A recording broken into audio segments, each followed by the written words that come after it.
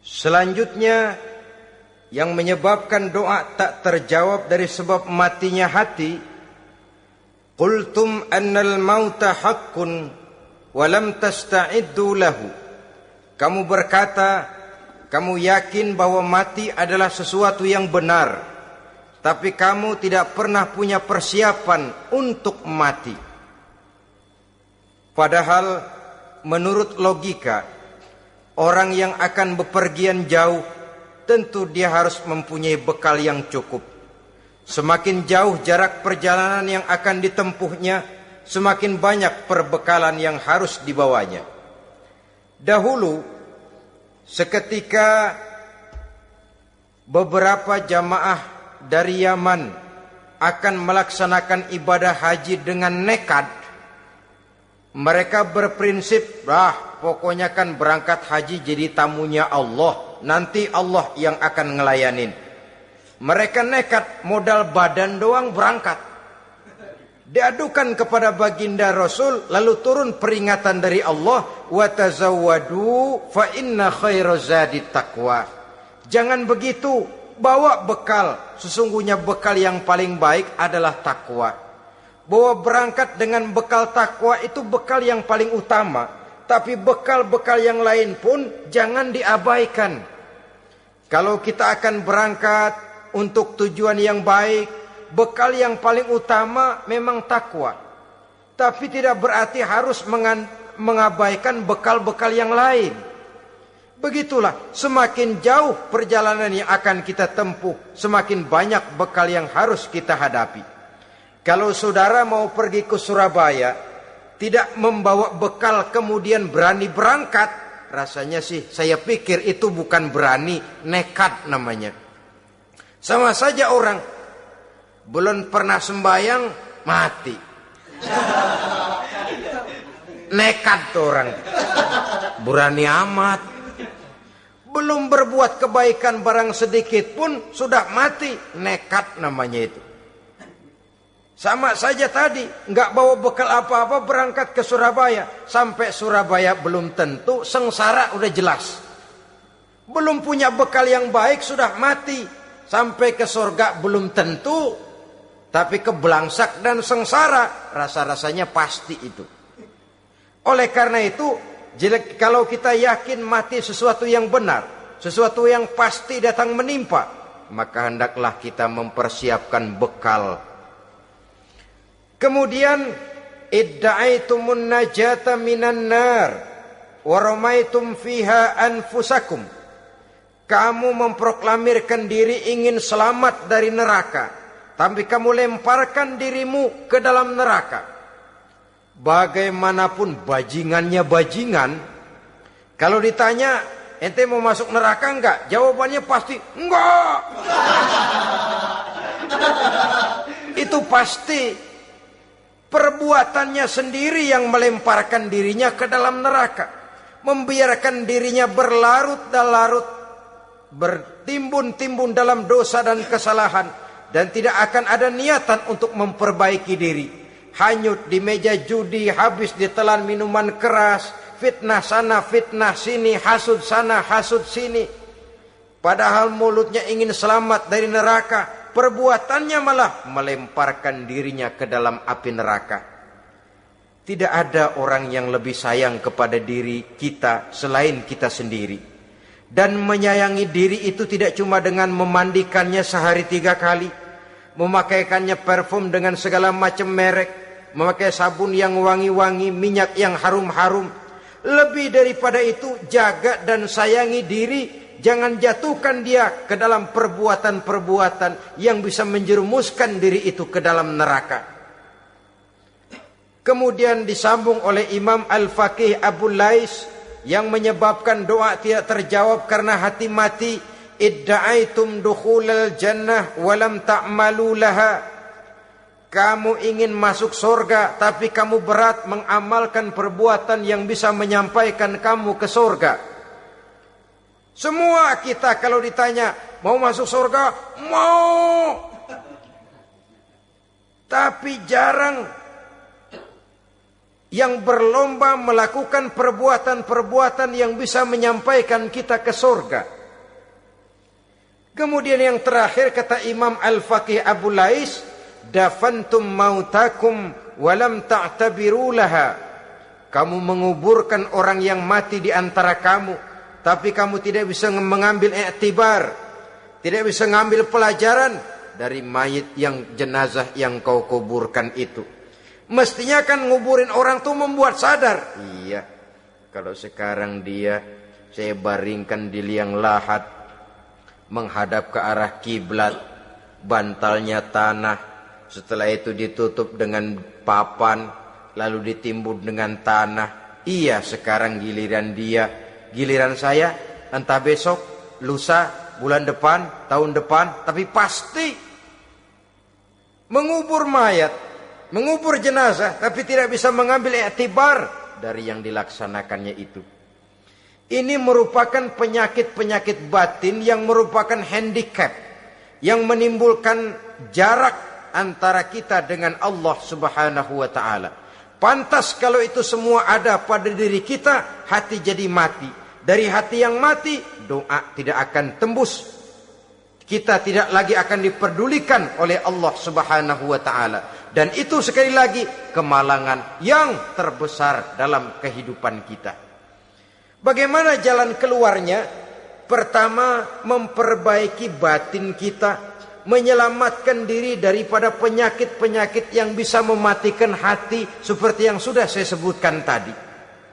Yang kedua, berdoa dengan adab, sehingga tata cara di dalam kita bermohon kepada Allah Subhanahu wa ta'ala dibicarakan secara khusus oleh Al-Imamul Ghazali dalam kitab Ihya beliau yang disebut adabud doa. Adab di dalam kita melaksanakan doa kepada Allah Subhanahu wa ta'ala. Setelah batin ini bersih dari penyakit-penyakit hati yang bisa menyebabkan hati jadi mati, berdoalah kita kepada Allah. Bagaimana adabnya? Kata Imamul Ghazali rahimahullah, yang pertama hendaklah ia di dalam berdoa itu memilih waktu yang mulia. Minal awqatis syarifah, kata beliau. Memilih waktu-waktu yang punya nilai mulia. Ramadan dalam 1 tahun, Jumat dalam tiap minggu, sepertiga malam yang akhir pada setiap hari. Waktu-waktu yang punya nilai mulia. Walaupun misalnya saudara berdoa pada hari Kamis, tidak ada halangannya Allah mau kabulkan. Ini tidak berarti bahwa kalau sudah berdoa hari Jumat lalu hari Kamis tidak mau berdoa, tidak. Lebih memilih mengintai waktu-waktu yang punya nilai mulia. Lailatul Qadar sekali dalam setahun. Waktu-waktu yang punya nilai mulia. Logikanya begini, saudara-saudara.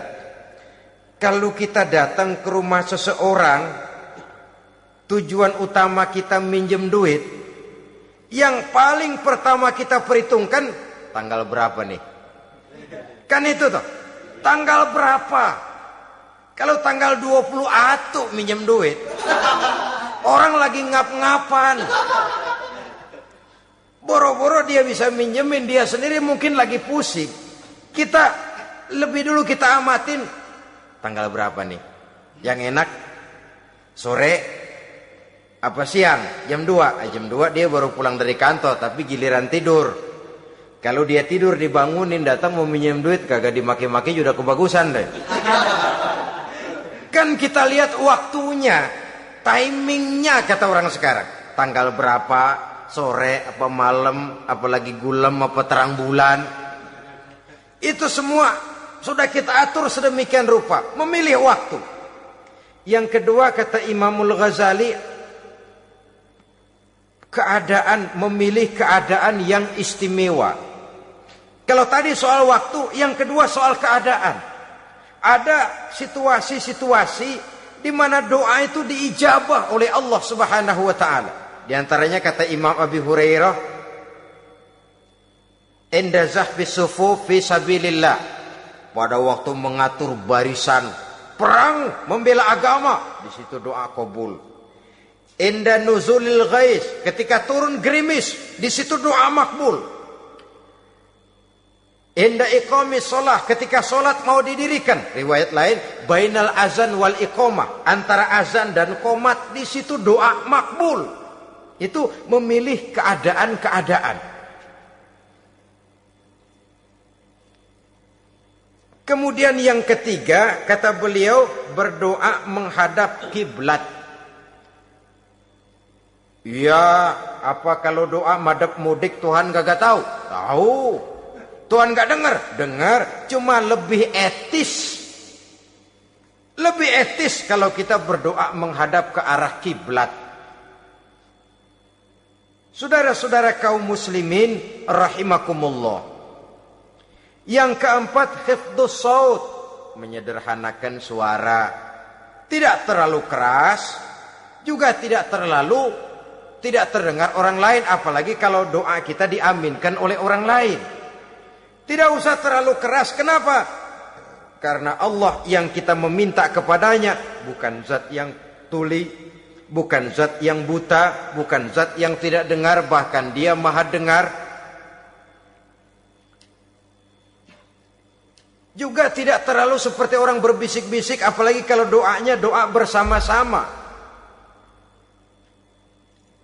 Tapi kadang-kadang terdorong oleh husnuzon dari para makmum saja. Tidak peduli apa yang dibaca oleh imam, yang kedengaran cuma amin aja gerengan. Amin, amin, amin, amin, amin, amin.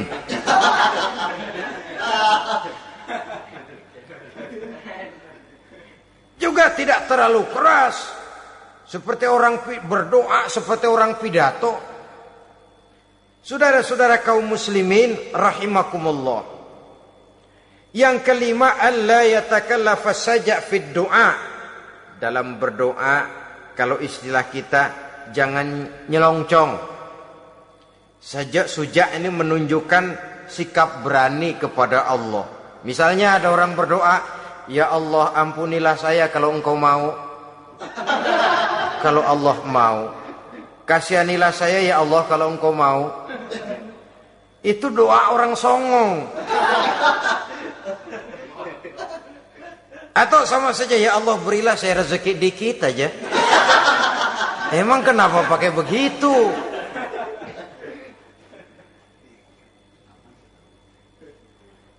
Allah yatakallafa saja fid du'a. Yang keenam, kata Imamul Ghazali, at-tadarru' wal khusyu', dengan tadarru' dan khusyuk, dengan sikap tawadu, benar-benar ya seperti kita lah kalau datang memang menghajatkan pertolongan dari seseorang, segala action kita atur supaya hajat kita itu kabul, kan begitu. Kadang-kadang istilah orang kalau perlu ngesor mah ngesor dah, yang penting permintaan dikabulkan, gitu saja. Kita lihat sekarang ini, ramai orang bicara soal film-film Parno. Kelihatannya pendatang-pendatang baru, pokoknya asal bisa main dah, bugil ya bugil dah. Yang penting nyohor, bisa tampil. Walaupun dalihnya semua sama, mula-mula cuma iseng. Adegan panas bagaimana? Kalau tuntutan skenario apa boleh buat? Apa boleh buat? Emang nggak bisa milih. Setelah film beredar baru saya juga jijik ngelihat, ilah tadi kemana waktu bikin? Udah jadi baru jijik, bikinnya merem memang itu.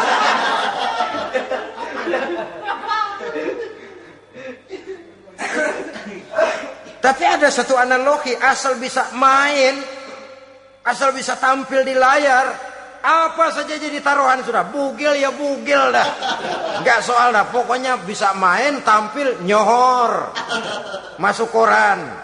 Udah seperti kata-kata orang Arab, bul ala zamzam fatu'raf. Kalau pengen terkenal, kencingin sumur Zamzam. Artinya apa? Bikin yang aneh-aneh, yang orang nggak kerjain, ntar ngetop. Yang ngetop lempengan jeleknya. Sumur Zamzam dikencingin, kan nyohor itu. Sedunia orang kenal. Kenapa? Gila.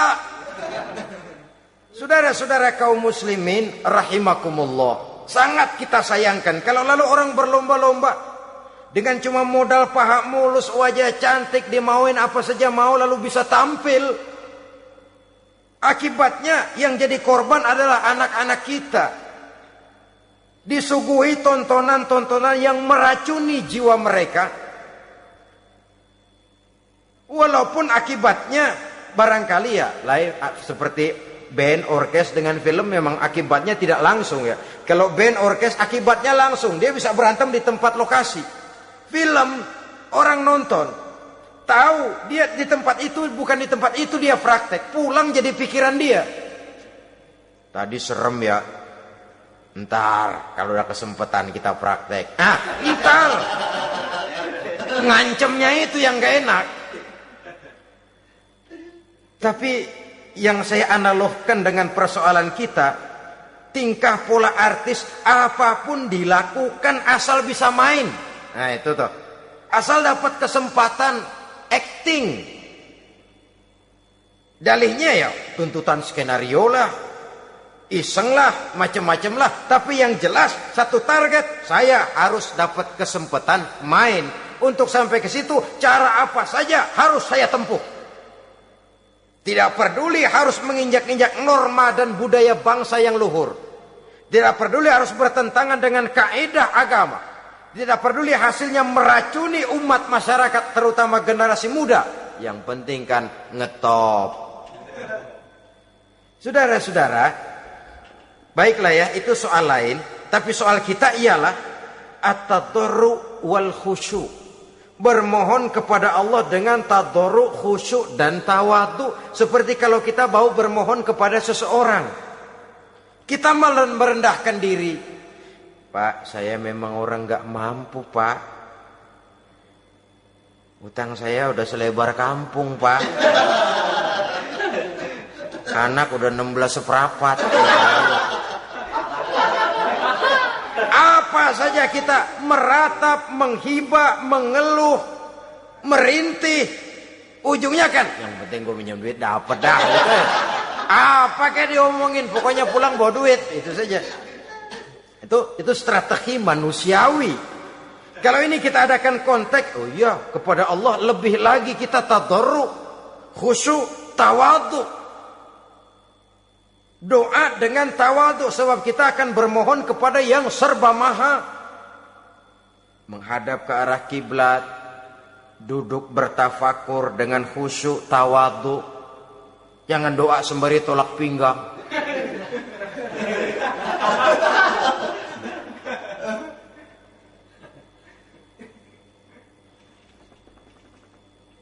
Yang ketujuh kata Imamul Ghazali, ayyujzimad du'a wa yuqina bil ijabah. Hendaknya dia menjazamkan doanya itu dan yakin bahwa doanya akan dikabulkan oleh Allah. Sebab kata Nabi, innallaha la yaqbalu du'aan min qalbin ghafilin lahin. Allah subhanahu wa ta'ala tidak akan menerima doa dari hati yang lalai dan main-main. Doa ke orang ugah-ugahan.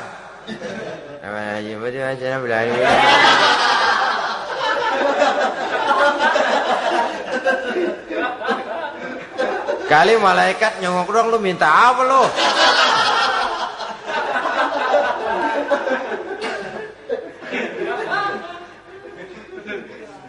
Seperti tadi itu, kita datang mau minjem duit sama orang, ngomongnya ogah-ogahan. Minjem duitnya dikasih syukur, enggak ya udah. Ya enggak dah, enggak dikasih sudah. Kenapa? Mintanya begitu.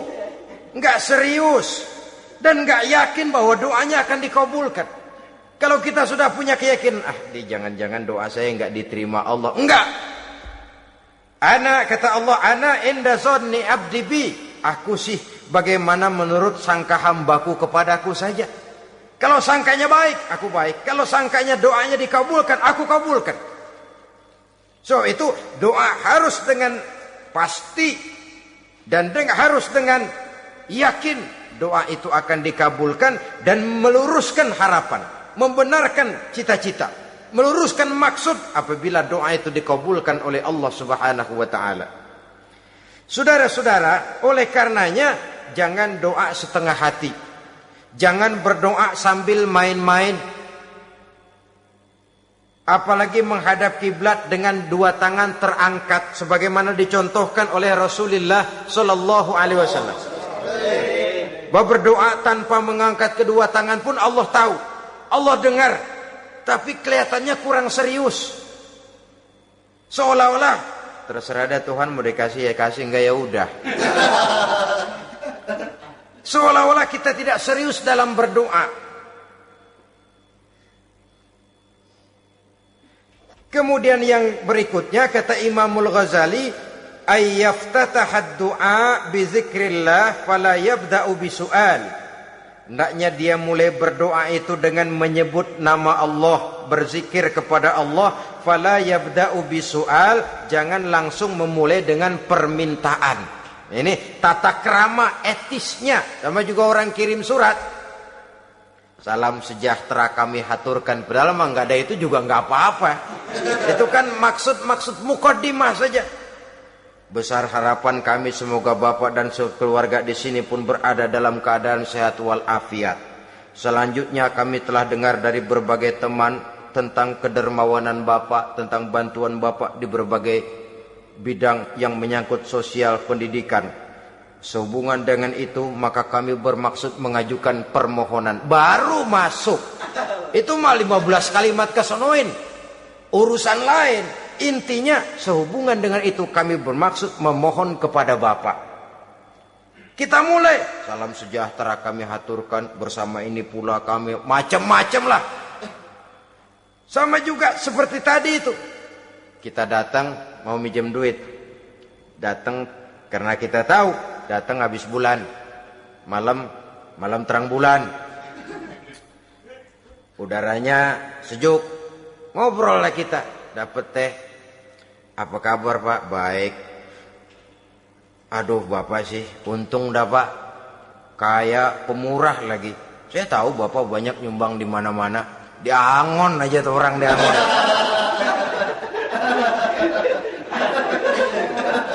Kira-kira udah mau telap aja baru dikedat. Ngomong-ngomong Pak, nah mulai nih kalau udah ngomong dah tuh mulain, baru masuk. Jadi etisnya berdoa itu dimulai dengan zikrullah. Karena itu umumnya dimulai dengan alhamdulillahi rabbil alamin. Kita puji dulu Allah. Alhamdulillahi rabbil alamin hamdan yuwafi ni'amahu wa yukafi'u mazidah. Kita puji dulu Allah. Seperti orang tadilah. Kita puji dulu kebaikannya. Walaupun pada akhirnya kita minjem duitnya. Ya, sebenarnya Allah nggak perlu dipuji toh. Dipuji atau tidak Allah tetap termulia. Ini etis manusia. Allah tidak berharap untuk dipuji oleh manusia. Allah tidak untung seluruh alam memujinya. Manusia mau memuji atau tidak itu urusan manusia sendiri. Allah tidak minta untuk dipuji. Allah juga tidak gila kepada pujian. Kalau kita memulai doa dengan pujian, etis kita kepada Allah Subhanahu wa taala di dalam kita bermohon kepadanya. Saudara-saudara kaum muslimin rahimakumullah. Kemudian menyesuaikan doa dengan kondisi. Ini termasuk syarat batin ya, taubat, waraddul mazalim kata Imam Ghazali, menolak segala macam kezoliman. Artinya kalau berdoa itu tahu diri. Kalau gaji kita sebulan 700 atau 800 900 ribu, berdoa minta rezeki 1 juta, itu tahu diri namanya. Kan cuman kurang 100 ribu. Ya, kalau kerja kagak minta gajian 1 juta. Pengen doa dikabulkan, rasanya secara etis nggak tahu diri orang berdoa seperti itu. Orang datang mau minta duit, mau pinjam duit kepada kita, kan kita lihat kira-kira mampu ngembaliin nggak nih orang. Kita lihat, kita evaluasi kemungkinannya. Lalu si yang minjem tentu tahu diri. Kalau memang kekuatannya ngembaliin, Tidak seperti kekuatannya mulangin, hendaknya dia timbang rasa. Begitu juga kepada kita etisnya kepada Allah Subhanahu wa ta'ala. Tahu diri, menyesuaikan doa dengan keadaan. Kalau tidak ada gap terlalu jauh panggang daripada api, nanti nasibnya bagai si pungguk merindukan bulan. Apabila adab-adab di dalam berdoa ini kita perhatikan, sejak dia dari adab yang zahir sampai kepada adab yang batin, kemudian penyakit-penyakit yang membuat hati itu jadi mati, maka insya Allah doa kita dijabah oleh Allah Subhanahu wa ta'ala. Dalam Al-Baqarah ayat 186, Allah Subhanahu wa ta'ala menjelaskan, wa iza sa'alaka ibadi anni fa inni qarib ujibu da'watad da'i iza da'ani falyastajibu li wal yu'minu bi la'allahum yarshudun. Apabila hambaku bertanya kepadamu Muhammad tentang aku, kata Allah, fa inni qarib, katakan kepadanya aku dekat sekali dengan mereka. Ujibu da'watad da'i iza da'ani, aku akan jawab, aku kabulkan permohonan orang-orang yang berdoa kepadaku. Falyastajibu li wal yu'minu bi, maka hendaknya mereka juga menjawab panggilanku atas dasar iman kepadaku. La'allahum yarshudun, semoga dengan ini mereka kelak mendapat petunjuk. Saudara-saudara, Al-Baqarah 186 ini dengan nyata menjelaskan kepada kita, Allah akan menjawab doa, mengabulkan permohonan apabila kita falyastajibuli wal yu'minu bi, juga menjawab panggilan Allah atas dasar beriman kepadanya. Logikanya tadi itu, araftumullaha wa lam tu'tuhu haqqahu. Kita tidak pernah mau menjawab panggilan Allah sementara kita berharap doa kita dijawab oleh Allah. Apa enggak pincang? Apa enggak berat sebelah? Panggilan Allah kita berat memenuhinya, sementara kita sangat berharap agar permohonan kita, seruan kita dikabulkan oleh Allah. Menjawab panggilan Allah atas dasar beriman kepadanya. Kenapa? Ada orang menjawab panggilan bukan berdasarkan iman, tapi karena target lain. Datang sembahyang Jumat paling dulu, target utamanya pulang juga paling dulu nyabet sendal, nyabet sepatu. Menjawabnya iya, tapi tidak karena iman. Jadi apabila kita rajin menjawab panggilan Allah atas dasar beriman kepadanya, maka seruan, permohonan, doa niscaya dikabulkan olehnya. Ini saja, mudah-mudahan ada manfaatnya. Terima kasih atas segala perhatian, mohon maaf atas segala kekurangan. Usikum wa nafsi bitaqwallah. Wassalamualaikum warahmatullahi wabarakatuh. Waalaikumsalam.